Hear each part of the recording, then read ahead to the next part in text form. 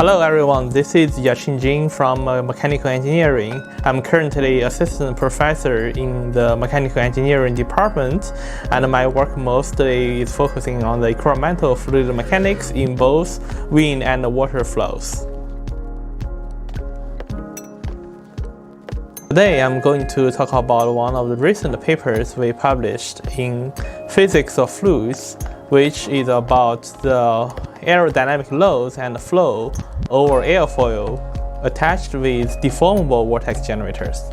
So we know that the flow control is a very important part in the aerodynamics, and in the past studies people have shown that the vortex generator can reduce the flow separation and increase the performance of the airfoil, especially in high angle of attacks. However, most studies have focused only on the rigid vortex generator, and this vortex generator is not very good when we have the gust wind.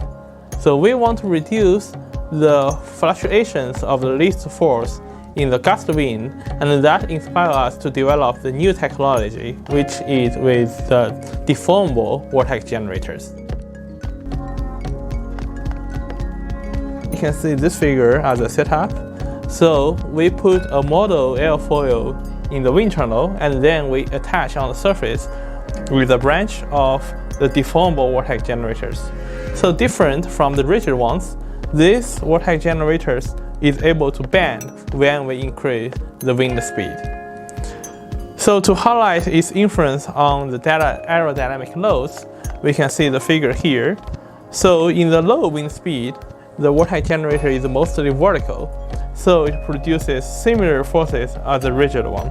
But once we increase the wind speed, then we found that the vortex generators start to bending with the increased wind speed, and eventually the aerodynamic force converge to the clean surface of the airfoil. So that means with this deformable vortex generators, it allows to generate high lift coefficient under low wind speed, but low lift coefficient under high wind speed, and therefore it can mitigate the fatigue loading of the aerodynamic loads under the gust wind.